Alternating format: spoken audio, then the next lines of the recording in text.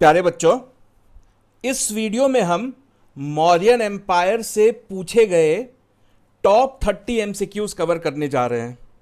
तो ये एमसीक्यूज हमने काफ़ी सोच समझ के सेलेक्ट किए हैं और इनको बिल्कुल क्रोनोलॉजिकल ऑर्डर में सेट कर दिया है ताकि आपको पूरा का पूरा चैप्टर रिवाइज हम करा दें थ्रू एमसीक्यूज और बिल्कुल एक प्रॉपर सीक्वेंस, क्रोनोलॉजिकल सीक्वेंस में मौर्यन एम्पायर कैसे स्टार्ट हुआ, कैसे खत्म हुआ, तो पूरी कहानी हम एमसीक्यूज के जरिए देख लेंगे। तो आपको कमेंट करके हमें बताना है कि 30 एमसीक्यूज में से आपने कितने सही किए, ये आप कमेंट करके बताओ। आपको वीडियो अच्छी लगे तो आप शेयर और लाइक जरूर करना, ठीक है।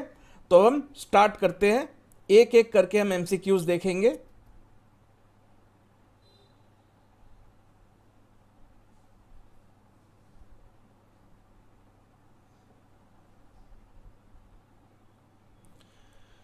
तो पहला क्वेश्चन क्या है कि who was the ruler of Magadh at the time when Alexander invaded India. तो आपको याद होगा कि अलेक्जेंडर द ग्रेट, जिसको कहते हैं, जो मैसिडोनिया से इंडिया आया हुआ था अटैक करने के लिए। तो क्वेश्चन कह रहा है कि जब अलेक्जेंडर ने इंडिया पे अटैक किया था, आपको याद होगा अलेक्जेंडर और पोरस पोरस की कहानी बहुत फेमस है। तो जब अलेक्जेंडर ने इंडिया पे अटैक किया था उस वक्त मगध का रूलर कौन था? तो कई बच्चे पोरस आंसर देते, लेकिन पोरस नहीं, मगध। मगध यानी प्रैक्टिकली पाटलिपुत्र वाला रीजन, उत्तर प्रदेश बिहार वाला रीजन। तो वहां का रूलर कौन था? तो आंसर क्या है? घनानंद। घनानंद। तो इसी घनानंद को रिप्लेस करके मौर्यन डायनेस्टी स्टैब्लिश हुई थी। तो घनानंद था उस वक्त मगध का रूलर। और ये किस डायनेस्टी को बिलोंग करता था घनानंद? इसके नाम से ही क्लियर है, नंद डायनेस्टी को। ठीक है, तो अब अगला क्वेश्चन हम देख लेते हैं।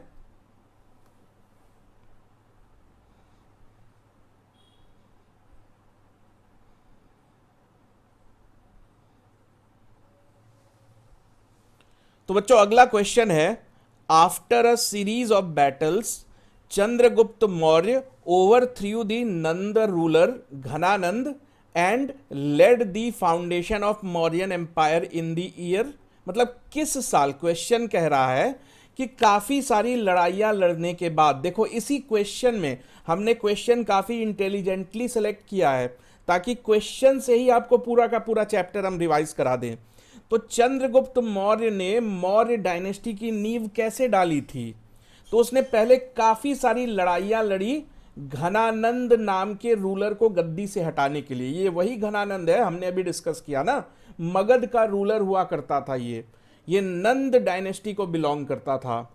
तो चंद्रगुप्त ने घनानंद से कई सारी लड़ाइयां लड़ी। ऐसा नहीं है कि एक ही दिन में उसे गद्दी से हटा दिया, तो कई सारी लड़ाइयां लड़ी और घनानंद को गद्दी से हटाया, तभी जाके मौर्यन एम्पायर स्टार्ट हो पाया। तो क्वेश्चन यही पूछ रहा है कि मौर्यन एम्पायर किस साल स्टार्ट हुआ, या ये कह लो कि घनानंद किस साल गद्दी से हटा और उसकी जगह चंद्रगुप्त मौर्य गद्दी पे जाके बैठ गया। तो चंद्रगुप्त मौर्य के नाम पे ही उसकी टाइटल क्या थी? मौर्य। इसीलिए उसने जो डायनेस्टी बनाई उसे मौर्य डायनेस्टी का नाम दिया गया। तो ये कब हुआ था? 321 बीसी में। आप याद रखो सीक्वेंस ऑफ इवेंट। 326 बीसी में अलेक्जेंडर इंडिया पे अटैक करने आया था। उसके 5 साल बाद, आपको याद रखने में इजी होएगा, तो 5 साल का टाइम लगा था चंद्रगुप्त मौर्य को घनानंद को गद्दी से हटाने में। 321 बीसी आंसर है इसका।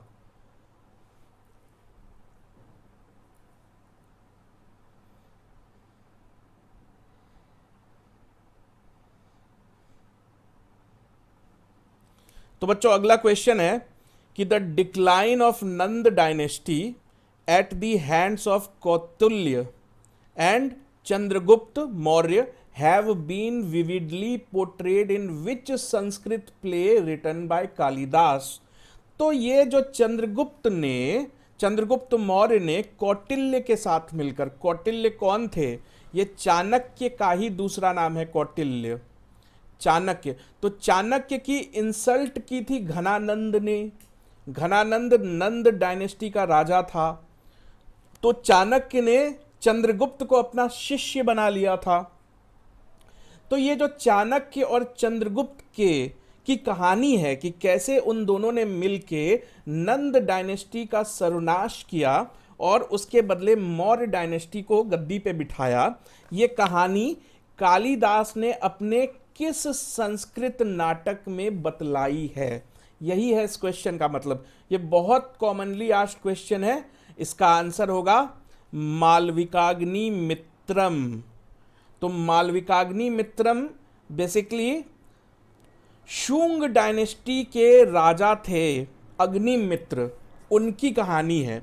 तो शुंग डायनेस्टी मौर्य डायनेस्टी के बाद गद्दी पे बैठी थी, तो उसकी कहानी में हमें ये कहानी भी पढ़ने को मिलती है कि कौटिल्य यानी चाणक्य और चंद्रगुप्त ने किस सरकमस्टांसेस में कैसे घनानंद को गद्दी से हटाया था। तो आंसर हो जाएगा मालविकाग्नि मित्रम। आगे बढ़ते हैं।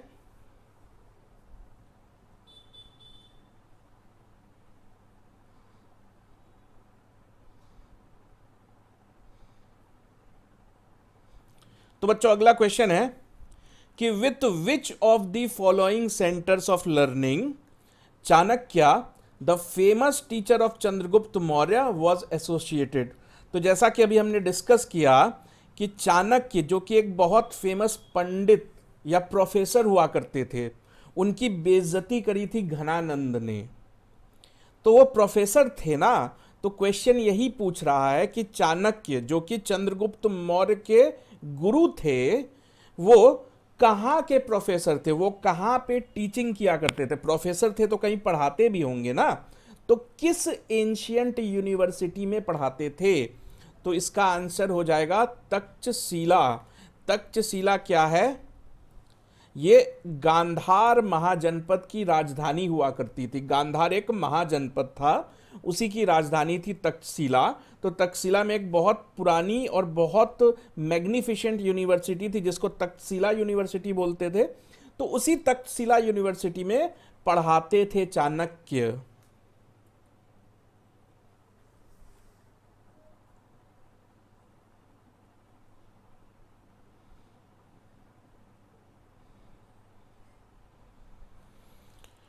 तो बच्चों अगला क्वेश्चन है कि Chandragupta Maurya fought a successful war between 305 and 303 BC against which of these Greek rulers who was successor of Alexander's territory in north western India.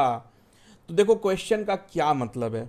Question का मतलब है कि देखो चंद्रगुप्त मौर्य तो 321 बीसी में ही राजा बन गए थे।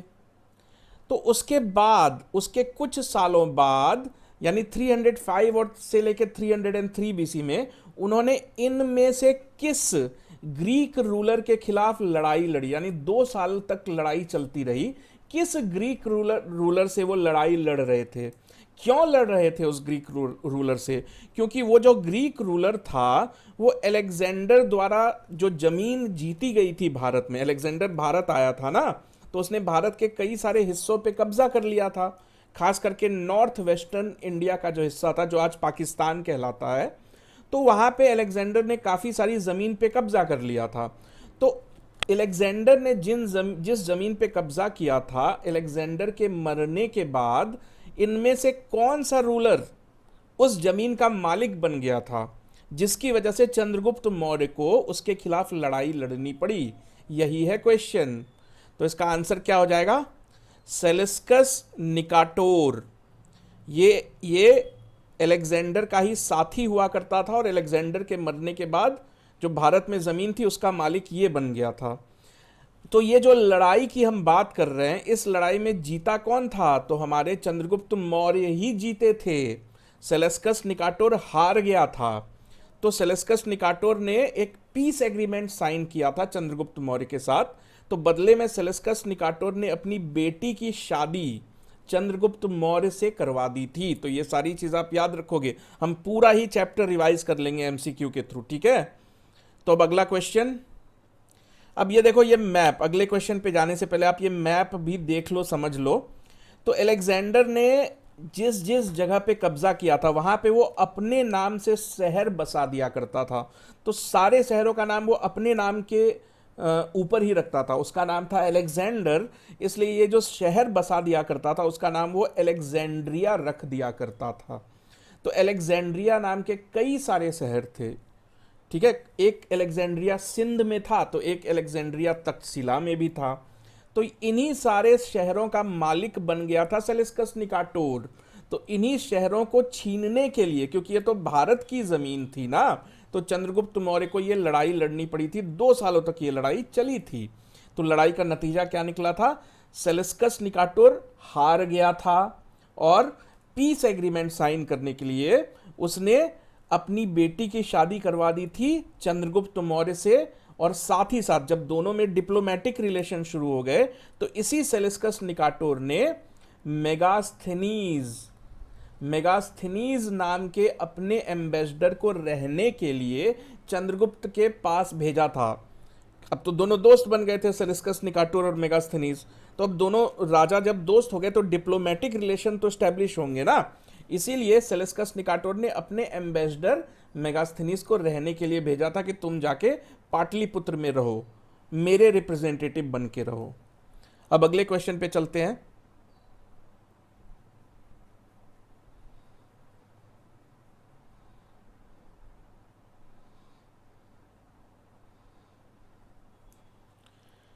तो अगला क्वेश्चन है कि what is the name of the book written by Megasthenes describing his stay and observations about India.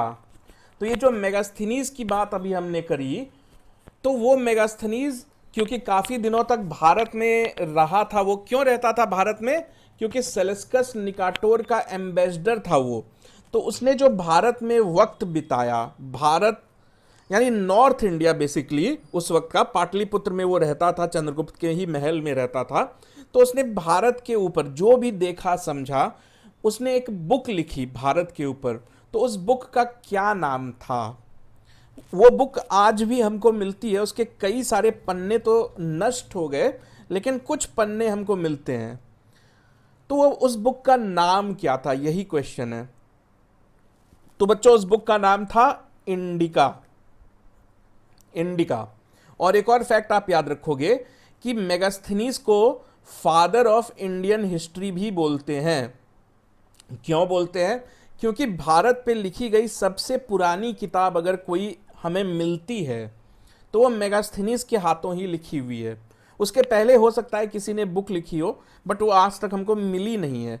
उसके पहले जो भी बुक है वो ऋग्वेद और वेद टाइप की चीज़ें हैं, प्रॉपर हिस्ट्री नहीं है। तो मेगास्थनीज को फादर ऑफ इंडियन हिस्ट्री भी बोलते हैं, ये आप याद रखोगे। अगले क्वेश्चन पे चलते हैं।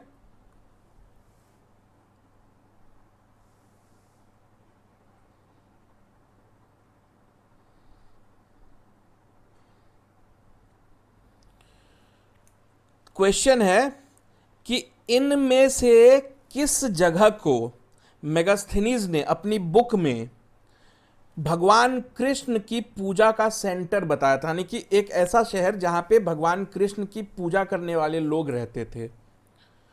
तो इसका आंसर क्या है? मथुरा। आज भी आप देखोगे कि क्योंकि मथुरा में ही माना जाता है ना कि भगवान कृष्ण का जन्म हुआ था, तो आज भी मथुरा में आपको भगवान कृष्ण के बहुत सारे मंदिर दिख जाएंगे। तो मथुरा है इसका आंसर।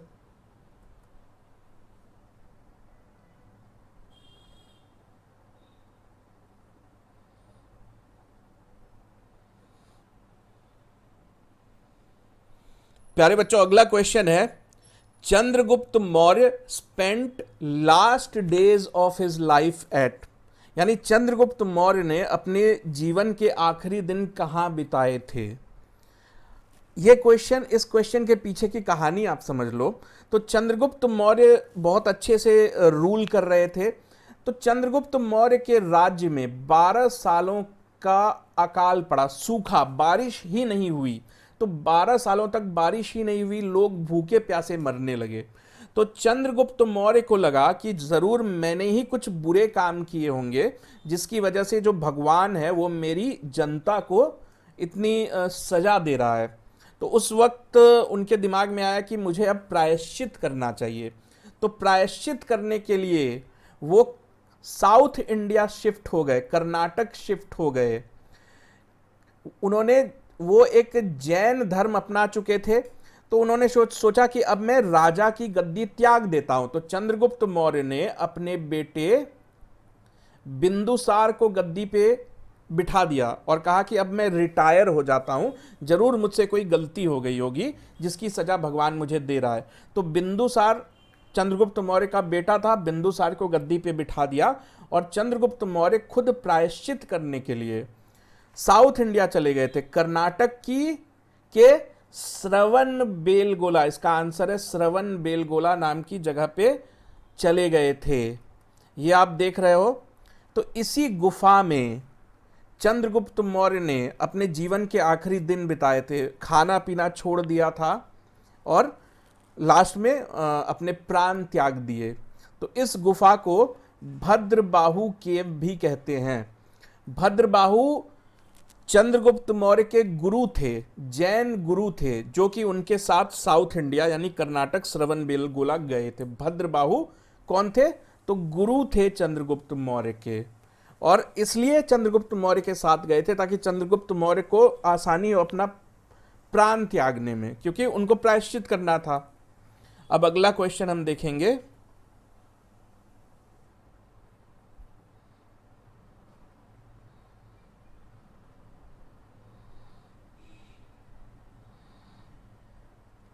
तो प्यारे बच्चों, अगला क्वेश्चन ये है कि इनमें से कौन से जैन मॉन्क चंद्रगुप्त मौर्य के साथ साउथ इंडिया गए थे ताकि चंद्रगुप्त मौर्य की मदद कर सके संलेखना करने में। अब ये संलेखना क्या है? तो ये एक जैन टर्म है, जैन रिलीजियस टर्म है, जैन रिलीजियस धार्मिक शब्द है। तो संलेखना का मतलब होता है कि आप प्रायश्चित करने के लिए खाना पीना बिल्कुल छोड़ देते हो, ना पानी पीते हो ना खाना खाते हो, ताकि धीरे धीरे आपके प्राण निकल जाएं और आप प्रायश्चित कर सको। तो उसी को संलेखना कहते हैं। तो इन चारों में से कौन से धर्मगुरु चंद्रगुप्त मौर्य के साथ श्रवण बेलगोला, जैसा कि हमने देखा कर्नाटक के श्रवण बेलगोला में शिफ्ट हो गए थे? तो आंसर है भद्रबाहु, यही है आंसर, भद्रबाहु।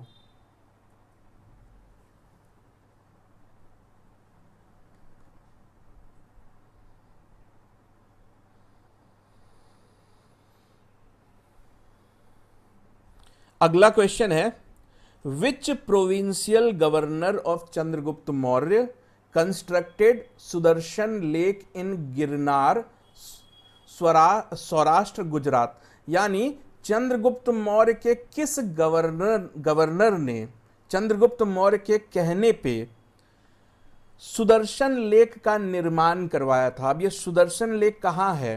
तो सौराष्ट्र के गिरनार नामक जगह पे। गिरनार बेसिकली एक पहाड़ है, ये आप देख रहे हो, ये गिरनार की पहाड़ी है जो कि गुजरात में है। तो उसी के पास इस लेक को बनवाया था। किसके कहने पे बनवाया था? चंद्रगुप्त मौर्य के कहने पे। तो चंद्रगुप्त मौर्य ने अपने किस गवर्नर को ऑर्डर दिया था? तो इसका आंसर है पुष्यगुप्त, पुष्यगुप्त। तो आपको एक ही क्वेश्चन में कई सारी इंफॉर्मेशन हमने देने की कोशिश की है। गिरनार कहाँ है? तो गुजरात में है। सुदर्शन लेक, इस लेक का नाम था सुदर्शन लेक। तो आपसे कल को यह भी कोई पूछेगा कि सुदर्शन लेक कहाँ है, तो आप क्या कहोगे? गिरनार में है। गिरनार कहाँ है? तो गुजरात के सौराष्ट्र प्रोविंस में है। तो इसी सौराष्ट्र प्रोविंस के उस वक्त के गवर्नर थे पुष्यगुप्त।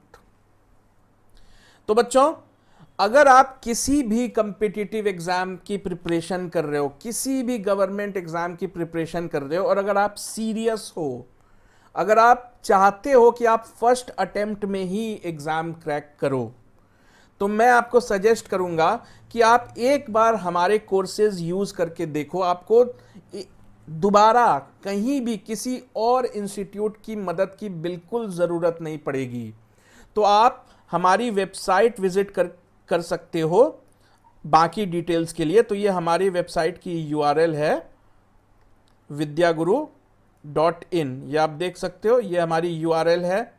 तो आप वेबसाइट जब विजिट करोगे तो आप जिस भी एग्जाम की प्रिपरेशन कर रहे हो वहां पे आपको पूरी डिटेल मिल जाएगी कि अगर आप हमसे कोई कोर्स परचेज करते हो तो आपको उस कोर्स में क्या क्या मिलने वाला है, कितनी वीडियोस मिलने वाली है, कितने घंटे के लेक्चर्स होंगे, कितनी टेस्ट सीरीज होगी, सब कुछ आपको डिटेल में मिलेगा। आपसे पूरी जानकारी हम शेयर करेंगे इससे पहले कि आप कोर्स खरीदने का मन बनाओ।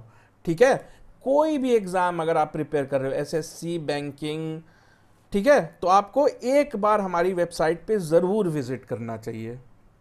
तो अब चलते हैं अगले क्वेश्चन की तरफ।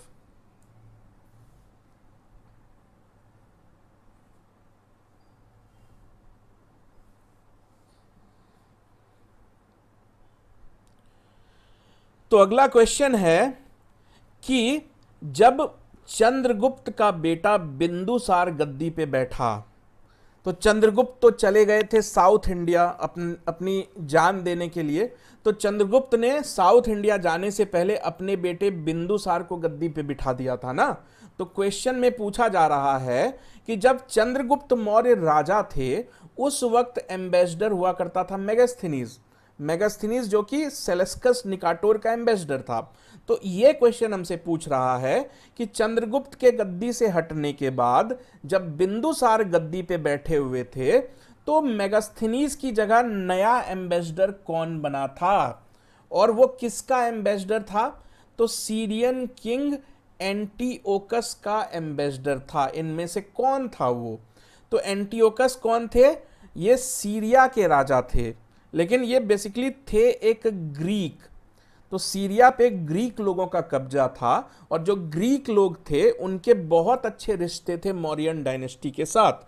तो वो हमेशा अपने एम्बेसडर भेजा करते थे। भेजना क्या है, उनके एम्बेसडर मौर्यों के दरबार में ही रहा करते थे। तो क्वेश्चन यही है कि हम ये तो जानते हैं कि चंद्रगुप्त के वक्त जो ग्रीक एम्बेसडर थे वो थे मेगास्थनीज। क्वेश्चन पूछ रहे हैं कि बिंदुसार के वक्त ग्रीक एम्बेसडर कौन था, इनमें से कौन था? तो आंसर है डायमोकस, डायमोकस इसका आंसर हो जाएगा। ठीक है, अगले क्वेश्चन पे चलें।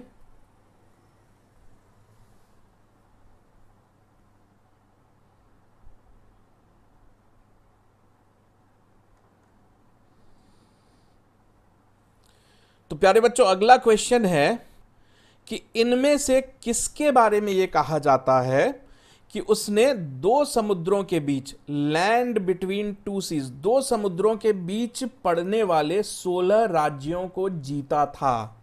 और यह बात हमको किसने बताई है? तो जो बौद्ध हिस्टोरियन है जिनका नाम था तारानाथ।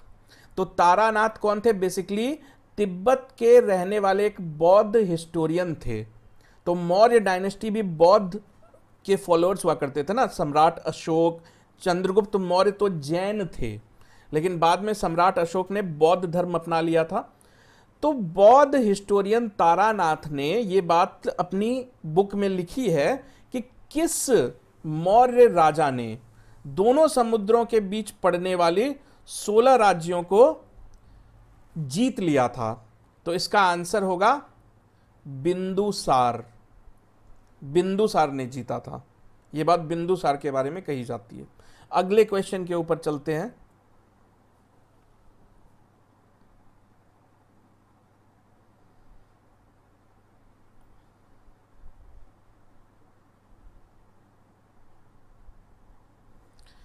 तो देखो बच्चों अगला क्वेश्चन बहुत इंटरेस्टिंग है।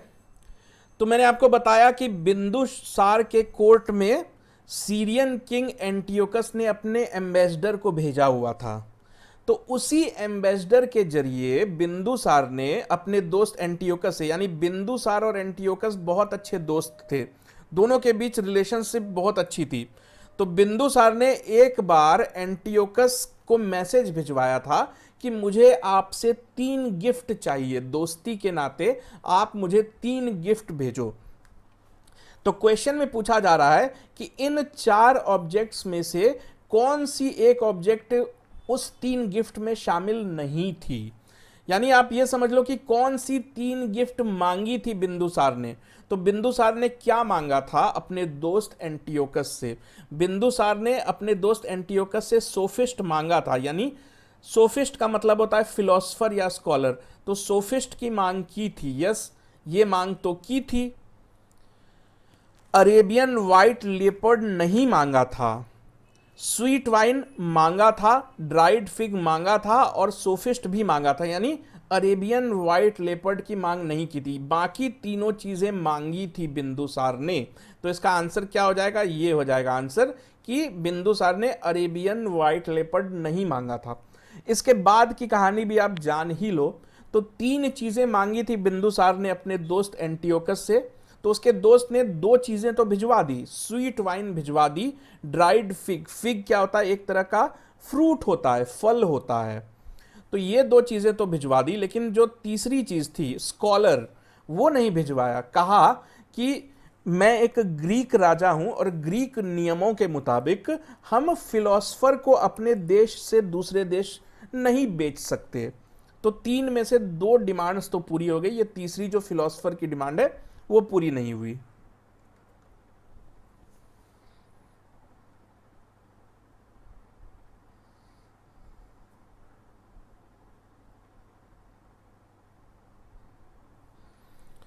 तो देखो बच्चों, अगला क्वेश्चन है कि Bindusara appointed his eldest son Susima as the governor of dash and his second son Ashoka as the governor of dash.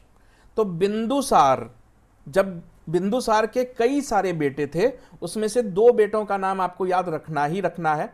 Bindusara का सबसे बड़ा बेटा था सुशीम और दूसरे नंबर का बेटा था अशोक। तो अशोक के बारे में तो आप जानते ही हो कि ये बाद में चल के राजा बने, लेकिन बड़ा बेटा तो सुशीम था ना। एक्चुअली राजा सुशीम को ही बनना था। बिंदुसार भी यही चाहता था कि सुशीम ही राजा बने, लेकिन अशोक ने अपने बड़े भाई सुशीम को मार दिया, असैसिनेट कर दिया, और तब जाके अशोक राजा बन पाए। तो ये दोनों भाई जो थे, दोनों भाई आपस में लड़ते रहते थे। तो बिंदुसार ने क्या किया था? दोनों आपस में ना लड़े, इसलिए दोनों को दूर दूर जगहों का गवर्नर बना दिया था। तो क्वेश्चन में यही पूछा जा रहा है कि बड़े बेटे सुशीम को कहां का गवर्नर बनाया था और अशोक को कहां का गवर्नर बनाया था। तो देख लेते हैं कहां का गवर्नर बनाया था। तो ये मौर्य डायनेस्टी का मैप है। तो मौर्य डायनेस्टी के बड़े बड़े शहर आपको दिख रहे होंगे मैप में। तो बड़े बेटे सुशीम को यहां भेज दिया था, तक्षशिला भेज दिया था सुशीम को, और अशोक को भेज दिया था उज्जैन, कि अब दोनों लड़ना मत, मैं एक को तक्षशिला भेज देता हूं, दूसरे को उज्जैन भेज देता हूं, दोनों एक दूसरे के आमने सामने आएंगे ही नहीं तो लड़ेंगे ही नहीं।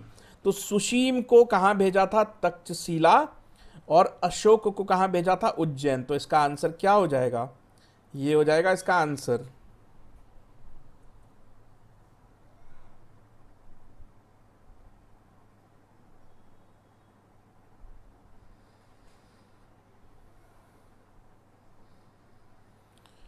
प्यारे बच्चों, अगला क्वेश्चन है कि बिंदुसार ने अपने बेटे अशोक को इनमें से किस जगह पे रिबेलियन को कुचलने के लिए भेजा था? यानी कि बिंदुसार को के खिलाफ रिबेलियन या रिवोल्ट हो गया था किसी जगह पे। तो उस जगह पे जो रिवोल्ट हुआ उसको दबाने के लिए, वहां पे रिवोल्ट को शांत करने के लिए बिंदुसार ने अपने बेटे अशोक को भेजा था। वहां कहां भेजा था? तक्षशिला भेजा था। तो एक्चुअली क्या था कि तक्षशिला का गवर्नर तो सुशीम था, लेकिन सुशीम कौन था? वो अशोक का बड़ा भाई था, लेकिन सुशीम कंट्रोल नहीं कर पाया था इस रिवोल्ट को, इसीलिए बिंदुसार ने अपने दूसरे बेटे अशोक को भेजा था वहां पे। तो मैंने आपको बताया था कि सुशीम को गवर्नर बना दिया था तक्षशिला का और अशोक को गवर्नर बना दिया था उज्जैन का। तो जब तक्षशिला में रिवोल्ट हुआ था तो सुशीम उसको संभाल नहीं पाया, इसीलिए अशोक को जाना पड़ा था तक्षशिला।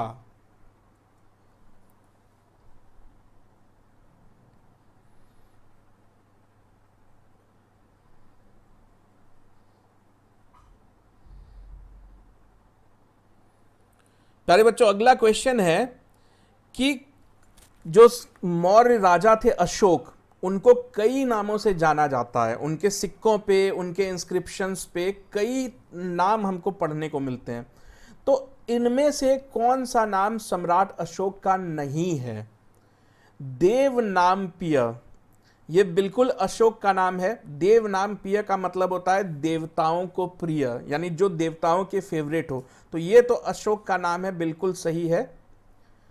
चंड अशोक, चंड अशोक भी अशोक का ही नाम है, क्योंकि अशोक जो है जब वो यंग थे, जब वो एक नौजवान थे, तो उनको गुस्सा बहुत आता था और उन्होंने अपने भाइयों का भी कत्ल कर दिया था। यानी वो जब शुरुआती दिनों में काफ़ी गुस्सैले स्वभाव के थे, इसीलिए उनको चंड अशोक भी कहा जाता था।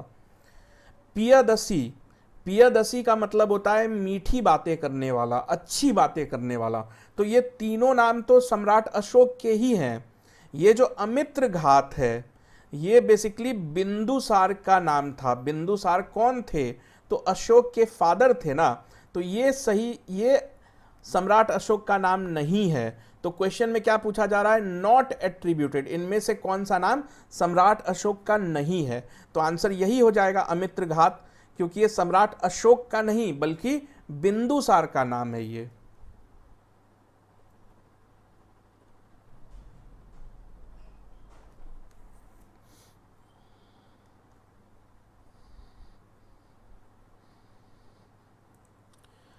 तो प्यारे बच्चों अगला क्वेश्चन ये है कि which of the following statements regarding third Buddhist council is are true. तो हम जानते हैं कि 4 बुद्धिस्ट काउंसिल्स इंडियन हिस्ट्री में कराई गई। बुद्धिस्ट काउंसिल्स क्या होती थी? जो बौद्ध धर्म है उससे रिलेटेड कॉन्फ्रेंसेस, जो बड़े बड़े राजा होते थे, जो बौद्ध धर्म के फॉलोअर्स होते थे, वो टाइम टू टाइम अपने यहाँ बहुत बड़ा फंक्शन या सेरेमनी करवाते थे, जिसमें सारे जो बड़े बड़े बौद्ध धर्म गुरु होते थे उनको बुलाया जाता था और डिस्कशन करवाई जाती थी। तो ऐसी ही थर्ड बुद्धिस्ट काउंसिल हुई थी, 4 हुई थी टोटल। तो थर्ड बुद्धिस्ट काउंसिल के बारे में कुछ स्टेटमेंट्स हमारे सामने रखे गए हैं और हमसे पूछा जा रहा है कि इनमें से कौन सी स्टेटमेंट्स ट्रू हैं। तो अब हम चारों बुद्धिस्ट काउंसिल का रिवीजन कर लें, क्योंकि हमसे थर्ड बुद्धिस्ट काउंसिल के बारे में पूछा जा रहा है। तो थर्ड बुद्धिस्ट काउंसिल किस राजा ने करवाया था? अशोक ने करवाया था। कहाँ करवाया था? तो पाटलिपुत्र, पाटलिपुत्र जो कि मॉडर्न डे पटना है, बिहार का पटना। तो उसके चेयरमैन कौन थे? मोगलीपुत्र। तो मोगलीपुत्र चेयरमैन होने का मतलब होता है कि ये साधु, साधु बौद्ध धर्म के साधु थे। अशोक राजा थे, ये साधु थे। और ये कब हुआ था? तो 250 बीसी में हुआ था। तो अब हम इससे मैच करा लेते हैं अपने स्टेटमेंट्स को। तो पहली स्टेटमेंट कहती है कि it was convened by Ashok Maurya at Pataliputra. क्या ये स्टेटमेंट सच है? तो हाँ सच है। थर्ड काउंसिल जो है अशोक ने ही पाटलिपुत्र में बुलवाई थी, तो ये तो सच है। अगला स्टेटमेंट देख लेते हैं। The council was presided over by chief priest Sabbakami. तो ये जो काउंसिल की हम बात कर रहे हैं, इसके जो चीफ प्रीस्ट थे यानी चेयरमैन, वो सबकामी थे क्या? नहीं, सबकामी जो है वो सेकेंड काउंसिल के चेयरमैन थे। तो ये स्टेटमेंट तो गलत हो गई।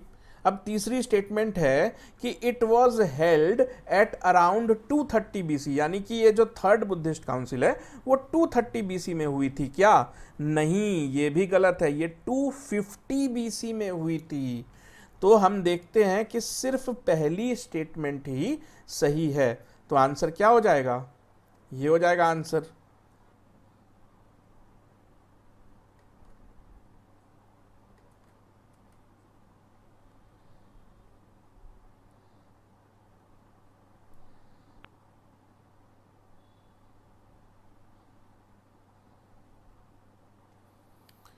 तो बच्चों अगला क्वेश्चन है कि कलिंग वॉर कब लड़ी गई थी? कलिंग की लड़ाई। तो हम जानते हैं कि जो सम्राट अशोक थे उन्होंने कलिंग की लड़ाई जीती थी, और कलिंग की लड़ाई में इतना खून बहा था, इतने लोगों की जान गई थी कि बाद में सम्राट अशोक जो थे उनको बहुत रिग्रेट हुआ, बहुत अफसोस हुआ, और उन्होंने बौद्ध धर्म अपना लिया था, क्योंकि बौद्ध धर्म की जो बेसिक प्रिंसिपल है वही अहिंसा है। तो उसी कलिंग वॉर की बात हो रही है कि वो कलिंग वॉर कब लड़ा गया था। बहुत इंपॉर्टेंट क्वेश्चन है। 261 बीसी में। और उस वक्त जिसे हम कलिंग कहते थे, आज उसका क्या नाम है? आज वो मॉडर्न डे उड़ीसा है। उड़ीसा जो हमारे स्टेट है, वही पुराने ज़माने में कलिंग के नाम से जाना जाता था। अगले क्वेश्चन पे चलें। तो अगले क्वेश्चन पे जाने से पहले बच्चों मैं आपको कुछ और डिटेल्स बता देता हूँ कि जब आप हमारी वेबसाइट पे विजिट करोगे, ये यूआरएल आप देख रहे हो vidyaguru.in, तो आपको कोर्सेज की डिटेल तो मिलेंगी ही मिलेंगी, लेकिन अगर आपको कुछ डाउट हो, आप चाहो कि कोई भी कोर्स खरीदने से पहले आप उसकी पूरी जानकारी ले लो, तो ये हमारे नंबर्स आपको दिख रहे होंगे स्क्रीन पे। आप इन नंबर्स पे फ़ोन करके बात कर सकते हो डिटेल में, आपको पूरी जानकारी फ़ोन पे दे दी जाएगी। अगर वैसे तो पूरी डिटेल हमने ऑलरेडी यहाँ पे दे रखी है, फिर भी अगर कुछ बच्चों को कुछ भी पूछना हो तो आप इन नंबर्स पे कॉल कर सकते हो, या फिर इस ईमेल आईडी पे अगर आपको कुछ मेल भेजनी हो तो वो भी आप भेज सकते हो। तो एक बार आप ये वेबसाइट ज़रूर विज़िट करो, क्योंकि अगर आप अपने करियर को लेके सीरियस हो तो अब टाइम वेस्ट करने से तो कोई फ़ायदा है नहीं। आप जितनी जल्दी प्रिपरेशन स्टार्ट करो, आपके लिए उतना ही अच्छा होगा।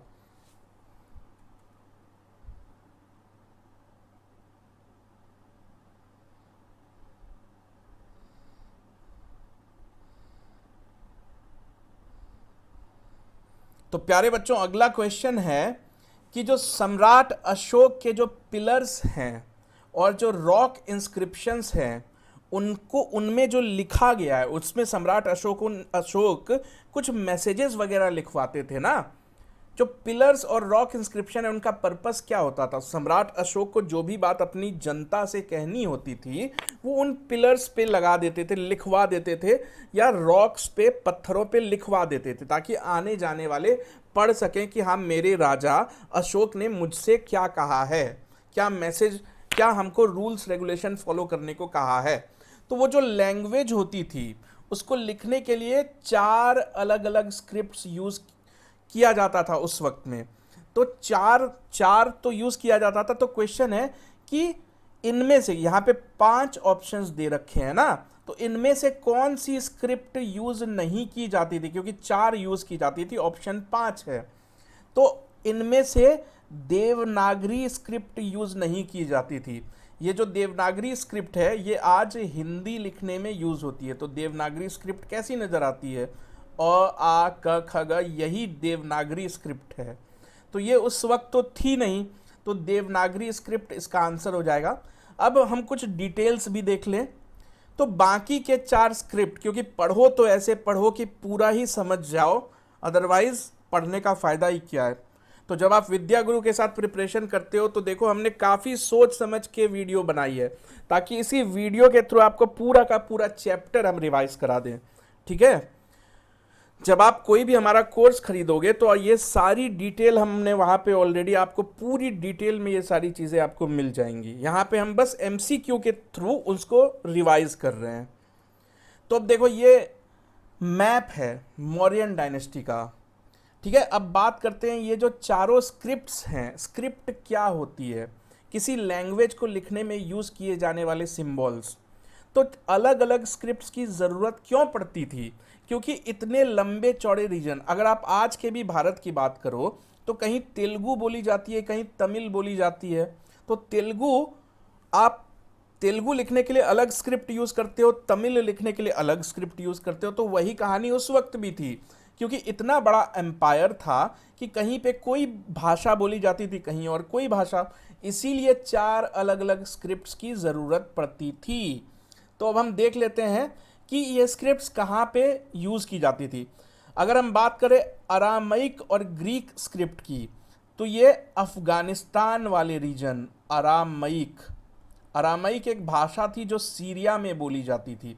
तो अरामैक और ग्रीक जो है, ये आपके अफ़गानिस्तान वाले रीजन में यूज़ की जाती थी। अफ़गानिस्तान ये जो आप देख रहे हो। खरोष्ठी इस रीजन में यूज़ की जाती थी, कश्मीर से लेके सिंध तो ये आप समझ लो रफली स्पीकिंग जो आज का पाकिस्तान है उस एरिया में खरोष्ठी स्क्रिप्ट यूज की जाती थी। तो आज अगर आपको कॉम्पिटिटिव एग्जाम में मिलेगा तो आप इसको अच्छे से याद रख पाओगे। ब्राह्मी स्क्रिप्ट, ये बाकी भारत में जो नॉर्थ इंडिया बेसिकली वहां पे जो स्क्रिप्ट यूज की जाती थी वो थी ब्रह्मी, तो आप कह लो नॉर्थ इंडिया। अब इसी के साथ एक और क्वेश्चन पूछा जाता है कई बार कि जो अशोक के स्क्रिप्ट पिलर्स मिले हैं और रॉक इंस्क्रिप्शंस मिली हैं उनमें सबसे कॉमनली कौन सी स्क्रिप्ट यूज हुई है, सबसे कॉमनली। तो देखो सबसे ज़्यादा पिलर तो आपको इंडिया में ही मिले हैं, वो भी नॉर्थ इंडिया में। तो नॉर्थ इंडिया में सबसे ज़्यादा कौन सी स्क्रिप्ट यूज हुई है, ब्राह्मी स्क्रिप्ट। तो आप ये याद रख लो कि मोस्ट कॉमनली यूज्ड स्क्रिप्ट थी ये, सबसे कॉमनली यूज्ड। ठीक है, अब अगले क्वेश्चन की तरफ।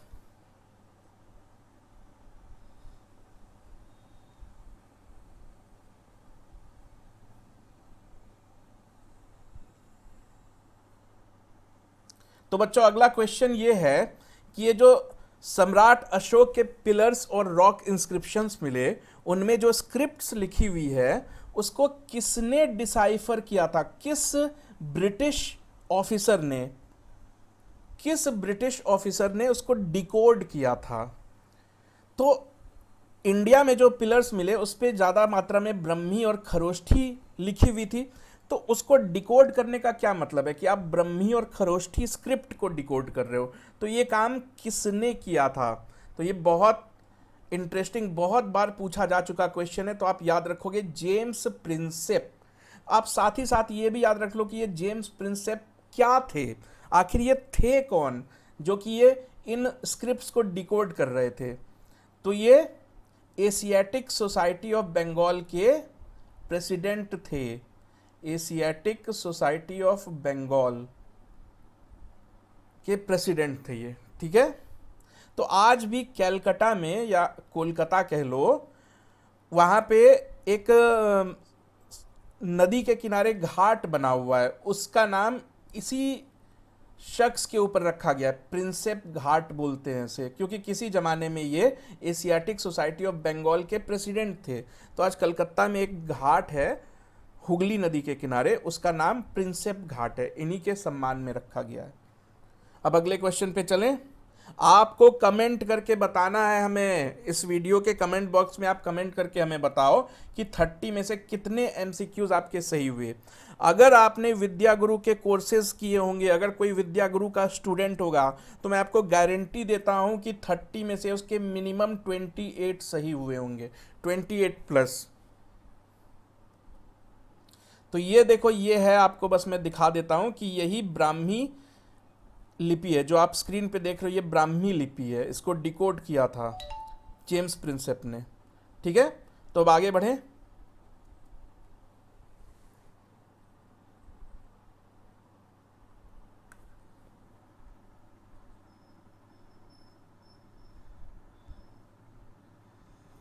तो अगला क्वेश्चन है बच्चों कि इनमें से कौन से रॉक एडिक्ट में कलिंग वार का जिक्र मिलता है। क्योंकि हमने अभी ऑलरेडी डिस्कस किया कि सम्राट अशोक ने कई सारे स्क्रिप्शंस, कई सारी पिलर्स वगैरह बना रखी थी, तो हर पिलर पे अलग अलग मैसेज लिखा हुआ है। तो किस पिलर पे कलिंग वार की कहानी लिखी हुई है, किस पिलर पे सम्राट अशोक ने यह लिखवाया है कि मैंने कलिंग की लड़ाई लड़ी और मुझे इस बात का अफसोस है कि मेरी वजह से इतने लोगों की जान गई। तो ये बहुत इंपॉर्टेंट क्वेश्चन है बच्चों, आप याद रखोगे। इसका आंसर है रॉक एडिक्ट 13। ये 13 है, रोमन न्यूमरल्स में लिखा जाता है, जनरली आपको ऐसा ही लिखा मिलेगा। तो रॉक एडिक्ट 13 हो जाएगा इसका आंसर। ठीक है, अब आगे बढ़े। तो ये आप देख लो आगे बढ़ने से पहले कि यही है रॉक एडिक्ट 13। ये रॉक एडिक्ट 13 कहाँ मिला है ये भी आपसे कोई पूछ सकता है। तो ये अफगानिस्तान के कांदाहार में मिला है, अफगानिस्तान के कांदाहार में मिला है ये रॉक एडिक्ट। ठीक, और इस पे कलिंग वॉर की कहानी लिखी हुई है। तो अगला क्वेश्चन, तो बच्चों अगला क्वेश्चन ये है कि अशोक मौर्य ने बाराबर की गुफाएं खुदवाई थी। ये बाराबर की गुफाएं जो है ये गया, गया जो बिहार की एक डिस्ट्रिक्ट है, तो गया के पास जहानाबाद नाम की एक जगह है। अगर आप बिल्कुल एग्जैक्ट लोकेशन की बात करो तो जहानाबाद नाम की जगह जो है बिहार में, जो कि गया के पास ही है, तो वहाँ पे एक बाराबार गुफा नाम की जगह आपको देखने को मिलेगी। तो ये जो गुफा है ये सम्राट अशोक यानी अशोक मौर्य ने बनवाई थी। किसके लिए बनवाई थी? क्योंकि वो काफ़ी धार्मिक किस्म के आदमी थे सम्राट अशोक, तो जो साधु सन्यासी होते थे उनका काफ़ी ख्याल रखते थे। तो ये गुफा बनवा के किसे दी थी कि आप किस ग्रुप के साधु सन्यासी को दे दी थी कि आप लोग यहीं रहा करो, आप लोग जंगल में जो भटकते हो, आपके पास रहने का घर नहीं है, तो आप इस गुफा में ही रहा करो। तो ये किसको दान में दी थी? तो इसका आंसर हो जाएगा अजीवक। ये भी एक तरह के रिलीजियस ग्रुप ही थे। तो अजीवक का बेसिक मतलब होता था जो लोग अपना घर बार छोड़ देते थे और जंगलों में ही अपना टाइम बिताया करते थे, अजीवक। तो ये बौद्ध धर्म से इनका कोई लेना देना नहीं था, ये अजीवक सेक्ट थी, ये बिल्कुल एक अलग ही धार्मिक ग्रुप था।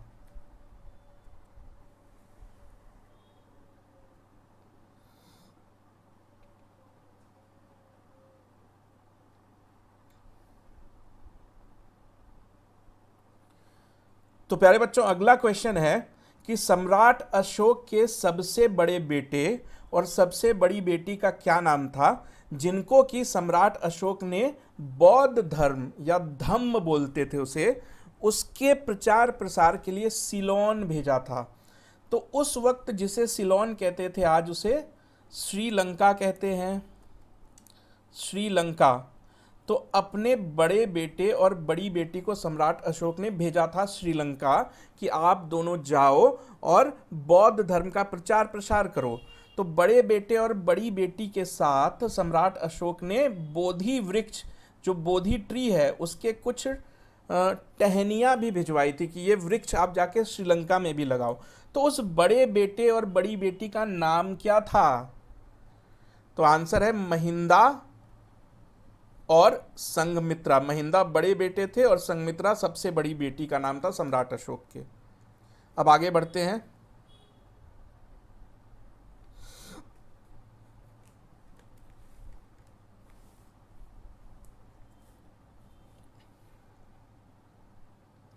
तो अगला क्वेश्चन है कि उस किताब का नाम बताओ जो कि श्रीलंका की सबसे पुरानी हिस्टोरिकल बुक है। यानी श्रीलंका के बारे में अगर जानकारी हमें सबसे पहले किसी बुक में मिलती है तो वो उसी बुक में मिलती है। तो जिस बुक की हम बात कर रहे हैं उस बुक में बौद्ध धर्म के श्रीलंका पहुंचने की और बोधि ट्री जो सम्राट अशोक ने अपने बेटे और बेटियों के हाथ श्रीलंका भिजवाया था, उसकी कहानी हमको उसी बुक में मिलती है। तो उस बुक का नाम क्या है? तो 4 ऑप्शन है हमारे पास। तो बुक का नाम क्या है? महावंश, मिलिंद पानो, अंगुत्तर निकाय या दीपवंश? तो आंसर हो जाएगा दीपवंश। तो दीपवंश, दीप का मतलब होता है द्वीप या आइलैंड। तो आइलैंड की कहानी, द्वीप की कहानी, द्वीपवंश या दीपवंश।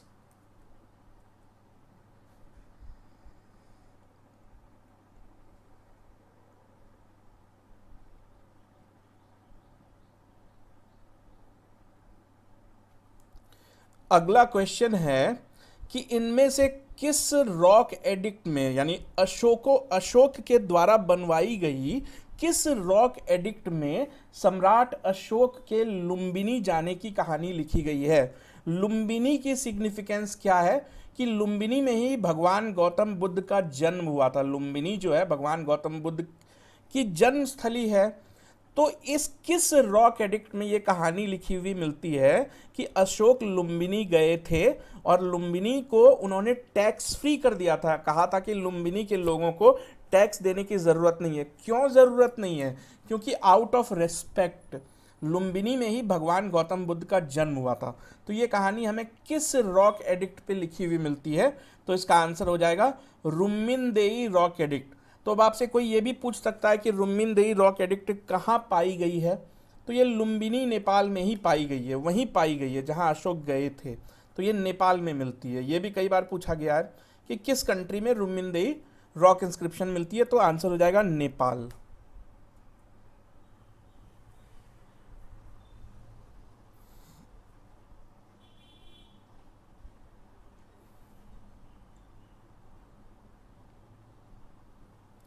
तो अगला क्वेश्चन है कि मौर्य डायनेस्टी के आखिरी राजा कौन थे जिनको कि असैसिनेट कर दिया गया, जिसकी वजह से मौर्य डायनेस्टी अचानक से खत्म हो गई। तो कहानी है कि मौर्य डायनेस्टी के आखिरी राजा कौन थे। तो चार ऑप्शन है हमारे पास, भगीरथ, बृहद्रथ, दशरथ या मनोरथ। तो इसका आंसर हो जाएगा बृहद्रथ।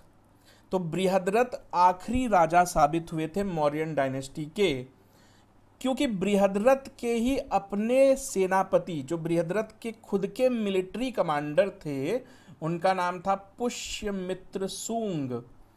पुष्यमित्र शुंग, तो ये मिलिट्री कमांडर थे बृहद्रथ के। तो इसी मिलिट्री कमांडर ने, इसी सेनापति ने बृहद्रथ की हत्या कर दी। तो बृहद्रथ को की हत्या कर दी तो अचानक से मौर्य डायनेस्टी खत्म हो गई थी। हत्या करने वाला कौन था? पुष्यमित्र शुंग। तो ये था कौन? ये सेनापति था बृहद्रथ मौर्य का। ठीक है, अब आगे देखते हैं।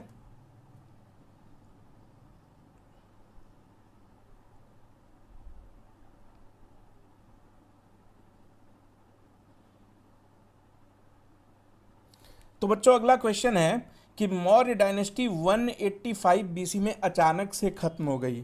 क्यों खत्म हो गई? क्योंकि उसका जो आखिरी राजा था बृहद्रथ, उसकी किसी ने हत्या कर दी। किसने हत्या की? उसके खुद के मिलिट्री कमांडर ने हत्या की। तो उस मिलिट्री कमांडर का नाम आपसे पूछा जा रहा है कि क्या नाम था। तो अभी हमने देखा, इसका आंसर हो जाएगा पुष्यमित्र शुंग। तो आप देखो कि हमने क्वेश्चंस ऐसे ऐसे सेलेक्ट किए हैं कि आपको एक ही क्वेश्चन में कई इंफॉर्मेशन मिल जाए, तो आपको कोई इंफॉर्मेशन मिस नहीं करनी है।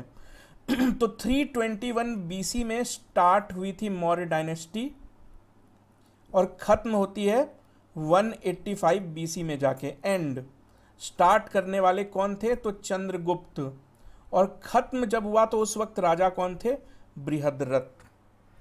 ठीक है, तो ये सारी चीजें आप याद रखोगे।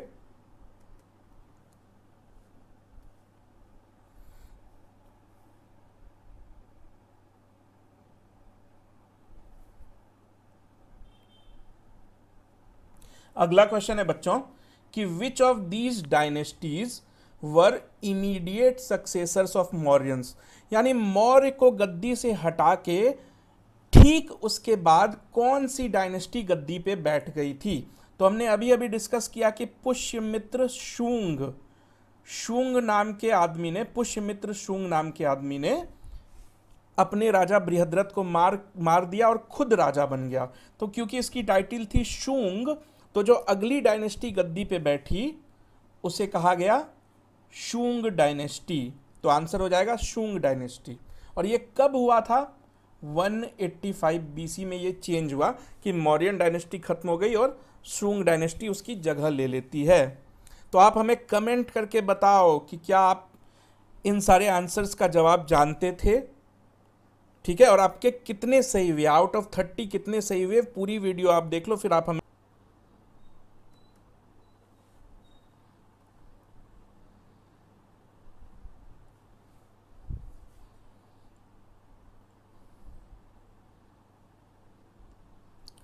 तो प्यारे बच्चों अगला क्वेश्चन ये है कि इन चार ऑप्शंस में से उस पोर्ट सिटी का नाम बताना है। पोर्ट सिटी यानी समुद्री बंदरगाह, एक ऐसी जगह जहां जहाज आते हैं और जाते हैं। पोर्ट जो कि कॉपर एक्सपोर्ट के लिए फेमस था, यानी कॉपर को हिंदी में क्या बोलते हैं, इसी में आंसर छुपा है, तांबा।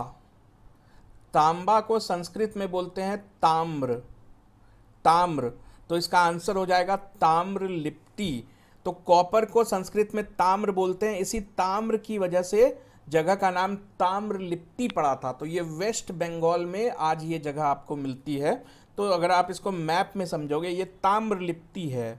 तो ये उड़ीसा और वेस्ट बंगाल के बॉर्डर पे पोर्ट सिटी हुआ करती थी उस जमाने में।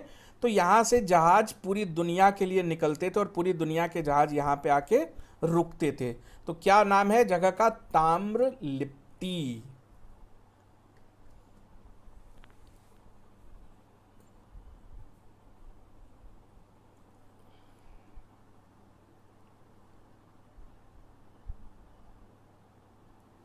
तो बच्चों अगला क्वेश्चन है कि धम्म महात किसे कहते थे? जो धम्म महात थे वो कौन होते थे? मौर्य डायनेस्टी के टाइम की बात है, तो ये धम्म महात नाम के लोग होते कौन थे? तो देखो आपको यहीं पे एक हिंट है। महात का मतलब होता था उस वक्त मिनिस्टर, मिनिस्टर, और धम्म का मतलब होता था रिलीजन। तो जो रिलीजियस अफेयर्स के मिनिस्टर होते थे, यानी साधु सन्यासियों का ख्याल रखने के लिए जो भी रिलीजियस सेरेमनी होगी उसके जो भी इंचार्ज मिनिस्टर होते थे, उनको धम्म महात कहा जाता था। तो अब आप ही बताओ कि कौन सा ऑप्शन सही है? बिजनेसमैन गलत, स्तूप बनाने वाले स्तूप बिल्डर गलत, गवर्नमेंट ऑफिशियल, तो हाँ भाई मिनिस्टर तो गवर्नमेंट ऑफिशियल ही हुए ना, तो ये हो गया सही आंसर। बुद्धिस्ट मॉन्क भी गलत, तो धम्म महात। तो आप याद रखोगे कि महात का मतलब ही मिनिस्टर हुआ करते थे। तो ये हमने कुछ अच्छे लेवल के एमसीक्यूज आपके लिए सेलेक्ट किए थे। आपको कमेंट में बताना है कि आपको आउट ऑफ 30 कितने नंबर आए, आप कमेंट बॉक्स में हमें बताओ। और अगर आपको 20 से कम नंबर आए हैं तो मैं सजेस्ट करता हूं कि आपको प्रिपरेशन का लेवल ऊपर करने की ज़रूरत है। आप अपनी प्रिपरेशन को और अपने जो प्रिपरेशन की गेम है उसको थोड़ा और एक लेवल ऊपर लेके जाओ, ठीक है? तो ऐसी ही आगे वीडियोस अगर आप चाहते हो कि हम आपके लिए बनाते रहें तो थोड़ी इंकरेजमेंट की ज़रूरत हमें भी आपसे पड़ेगी। तो आप प्लीज़ इस वीडियो को लाइक करो अगर आपको ये वीडियो पसंद आई, तो वो हमारे लिए एक फीडबैक का काम करेगा। अगर आपको वीडियो में कुछ इम्प्रूवमेंट चाहिए या आप कोई पर्टिकुलर टॉपिक पे वीडियो चाहते हो एमसीक्यूज हम बनाए, तो आप नीचे कमेंट बॉक्स में हमें ज़रूर बताओ। और अपने फ्रेंड्स के साथ इस वीडियो को शेयर ज़रूर करो, चैलेंज करो उन्हें। आखिर आप भी तो पता करो कि आपके फ्रेंड्स 30 में कितना स्कोर कर पाते हैं। तो ठीक है, अब अगली वीडियो में हम मिलेंगे किसी नए टॉपिक के साथ।